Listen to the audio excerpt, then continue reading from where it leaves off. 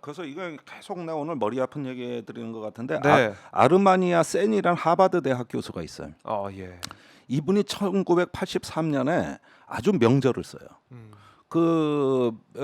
민주주의 연구에 있어 아주 독특한 연구를 하시는데 이분이 자기가 전 세계 국가들을 사례 조사를 해본 결과 네. 민주주의 사회에서는 기근이 일어난 적이 없다. 그래요. 기근이 일어난 적은 없다. 음. 아무리 어려워도. 음. 그 이유를 뭐라고 하냐면은 민주적으로 선출된 지도자는 이 기근 사태가 방치되는 것에 대한 정치적 책임을 지더라는 거예요. 그런데 마오쩌둥이나 스탈린은 그런 책임을 안 지는 거죠. 아하. 그러니까 선출되지 않은 권력이니까. 민주주의는 네. 이런 결과에 대한 책임이라는 겁니다. 선출이 어떻게 됐느냐보다도 그 과정, 프로세스, 과정. 네. 그다음에 거기에 맞는 책임의 과정이라고 본 거예요. 뭐 근데 심판을 이 받으니까. 책이 나온 게 1983년인데 네. 지금 정확히 40년을 흘렀는데 그 센 교수의 룰은 깨진 적이 없다는 거예요. 그 이후로 40년 동안. 네. 그러니까 즉 우리의 민주주의는 가장 극단적 사태를 막아주는 방화벽이라는 거예요.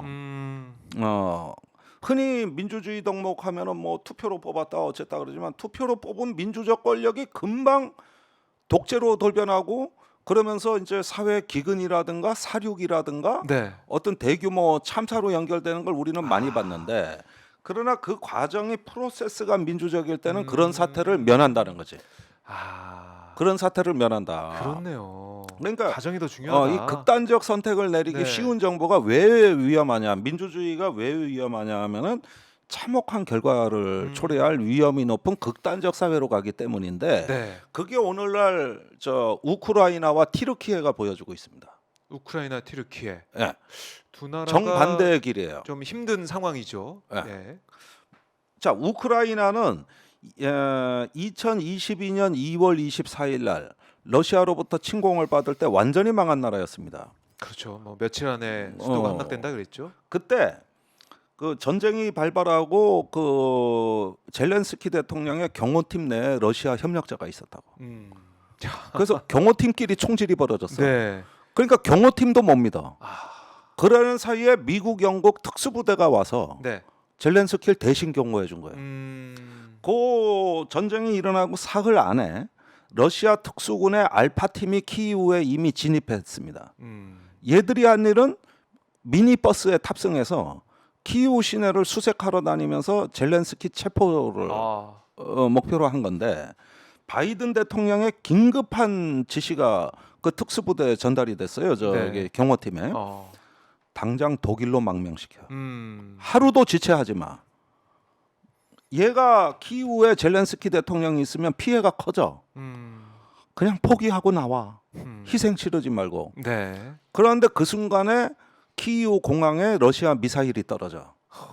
비행기가 못 떠. 네. 그러니까 독일로 갈 비행기가 없습니다. 그러니까 또 이튿날 조 바이든 대통령이 화가 잔뜩 나가지고 그럼 무조건 국경 밖으로만 빼. 이래가지고 미군 특수부대 헬기가 키이우로 들어와. 네. 이번에는 대통령을 싣고 폴란드로 빼겠다는 계획이에요. 폴란드에는 이미 준비까지 시켜놨어. 그 순간에 요게 키이우를 젤렌스키가 빠져나갈지 모른다 그러니까 이번에 러시아 특수군의 또 다른 팀이 키이우에 진입을 하는데 얘들은 체포조가 아니에요. 사살조인가요? 암살조입니다. 얘들이 또 네. 그래서 안가를 4번 옮겨 다녀. 자기 경호팀도 빼놓고 장관들하고 헤어져서. 네. 장관들은 다른 방카에 가 있고. 그래서 이제 특수부대 헬기를 대기시키려고 빨리 타라 그랬을 때 젤렌스키가 저 장관들 오라 그래. 이래가지고 키이우 광장 그 유로메이단 혁명이 일어난 그 자유의 광장에 서서 자기 휴대폰으로 찍어. 죽어도 여기서 적겠습니다. 러시아에선 제가 도망쳤다고 사보타지를 터뜨리는데 저 아직 여기 있습니다. 그러면서 사랑하는 국민 여러분 이렇게 된 거예요. 그 영상에 그게 울림이 컸죠. 나라를 살려. 물론 젤렌스키가 그동안에 전쟁을 못 막은 책임이나 무능, 부패 이런 걸로 보면은 참 그 여러 가지 책임이 많지만 비판을 많이 받았어요. 이 하나의 그 용기 있는 행동으로서 나는 사실 면책을 받았다고 봅니다. 그리고 그걸 보고서 이제 마초 심리가 자극된 우크라이나 시민들이 네. 자발적으로 예비군에 편입되기 시작했고 그때 당시에 정규군은 사보타지가 벌어지고 있었어요. 내부의 러시아 협력자들 때문에. 그러나 시민 의용군이 조직된 거야. 그렇죠. 어. 시민들 그리고 휴대폰과 트위터로 연결된 거야. 네. 이렇게 해서 미하일 페도로프 디지털 혁신부 장관이 막 그 스타링크 위성 가져오고 뭐 해가지고 전 시민들한테 우크라이나의 그 휴대폰 앱 디아 네. 여기에서 정부 기능을 유지하는 전쟁 지도 지침을 내렸는데 예. 첫날 전쟁이 일어난 빵카에 들어갔을 때 휴대폰을 켰을 때 그 디아의 모든 공무원의 51%가 로그온 돼 있었다. 이걸 다 기술적으로 확인하고 이 정도면 싸울 수 있다. 네. 이래가지고 한쪽에서는 정보전이 진행이 된 거예요. 이게 나라를 살려. 네. 티르키에서 정반대 현상을 봅시다. 튀르키예. 예. 이번에 대지진이 났죠. 대지진이 일어났는데 예. 4만 명이 대통령이 넘는 안 보여. 대통령이 며칠 동안 안 보였어요. 안 보이다가 사흘 더 지나서 이제서야 현장에 나타나 가지고 지진을 막는 건 불가능합니다, 여러분. 첫 마디가 참. 맞서 싸우겠다는 얘기가 아니에요. 네. 그리고 그 사이에 이미 정부를 비판하는 트위터 계정 네. 200개를 정지시키고 그렇죠. 그 중에 18명은 체포했어. 네. 근데 여태까지 에르도안 대통령이 2010 몇 년이더라? 2016년인가요? 15년인가? 그때 왜 군사 쿠데타가 일어났단 말이에요. 네. 그 쿠데타 세력들 색출한다고 5만 명 넘는 군인과 교사를 숙정시켰어. 그리고 우리나라 박정희 대통령 때 유신 헌법 뺨치는 헌법 개정을 추진해 왔단 말이에요. 그러다가 이번에 대지진이 일어나니까 네. 시민을 구하는 게 아니라 자기 자신을 구하려는 이제 변명의 메시지들이 먼저 나왔고 권력을 잃을까봐. 이 과정에서 튀르키예 시민들이 정부의 무능과 무책임에 분노해 버린 거예요. 네. 이게 지금 비극의 그 비극성을 심화시키는 거라고. 아하. 그러면서 트위터 연결을 차단한 거야. 오히려. 이게 우크라이나와 반대되는 길이라는 그렇네요. 거예요. 그러니까 그 윤석열 대통령은 젤렌스키의 길을 가고 있는 것이냐, 네. 에르도안의 길을 가고 있는 것이냐. 저는 이걸 묻는 겁니다. 지금. 여러분들도 댓글로 좀 알려주세요. 자, 이제 9개월이 지났는데 어느 길로 가고 있는지 아마 어느 길로 가는 대통령이냐. 네, 많은 분들이 생각하고 계실 것 같은데 자, 그러니까 이 국민들과 함께 호흡하면서 국민들의 아픔과 고통에 공감하고 또 비전을 보여주고 대책을 마련해주고 정책을 보여줘야 되는데 그게 지금 안 보이고 이 9개월 동안 좀 놓고 보면은 계속해서 뭐 수사, 압수수색, 소환 이 얘기만 계속 들은 것 같아요. 이 북한 관련된 뭐 이 탈북 어민들 얘기부터 해가지고. 그러니까 잘 보세요. 우리 사회의 지금 그 공동체 의제에 가장 왜곡된 현상은요. 네. 저는 이거라고 보는데 안보 위협은 지나치게 과대평가돼 있고 경제 위협은 지나치게 과소평가돼 있다. 딱 지금 모습 같은데 느낌에? 자 보세요. 예. 북한 핵 문제가 어제 오늘 일이 아닙니다.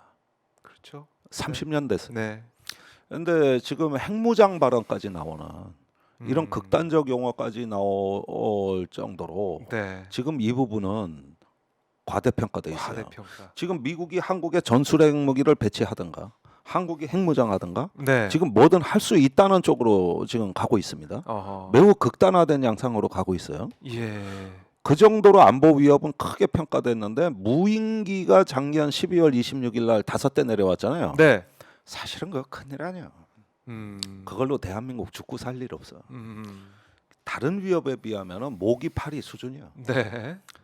그런데도 그걸 갖고 100배 1000배 응징을 하고 우리도 정전 협정을 보내라. 하고 예. 얼마 있다가 압도적이고 우월한 전쟁 얘기하다가 극기한 핵무장 발언까지 간 겁니다. 이게 연말까지 불과 맞아요. 5일간 진행된 거예요. 그렇죠. 그 5일간 극단적 용어는 다 나와. 이게 네타냐후 이스라엘 총리의 문법이라고.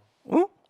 이렇게 그러니까 적을 이렇게 군사 위협은 엄청나게 지금 급박하고 현실적이며 결정적 위협으로 끊임없이 되고 그 이전에 이미 탈중국 발언에다가 뭐 그 인도 태평양 전략에다가 뭐 봐면은 굉장히 극단적인 현실 인식이 드러나는데 주로 군사 분야죠. 네.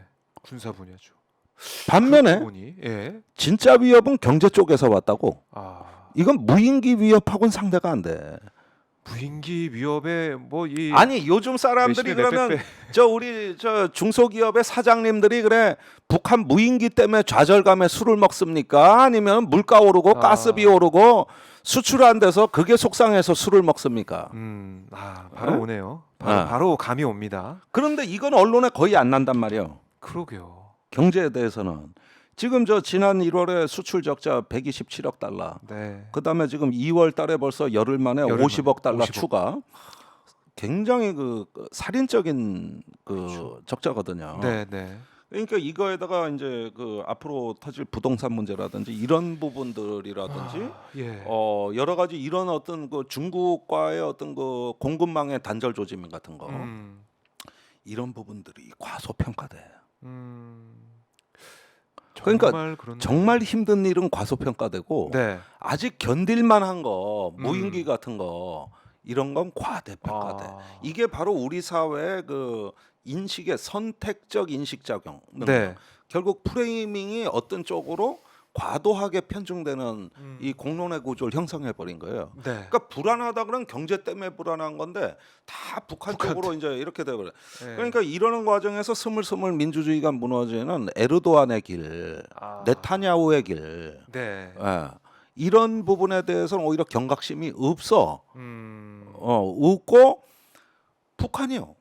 북한이다. 근데 북한이 뭐 어쨌다는 거야. 무인기 날려보내고 풍선 날려보내는 게 어쨌다는 거야. 이번에 미국이 중국 풍선 하나 때문에 저 난리 난 것도 나는 좀 보면은 합리적이지가 않아요. 네. 뭐 의도성이 좀 있어 보인다. 이렇게도 볼 수 있을 것 같은데. 네. 자, 그 풍선 문제는 제가 네. 심층 분석을 했는데 예. 그거는 내일 그 업로드되는 김종대 TV에 뻥 뚫리는 TV로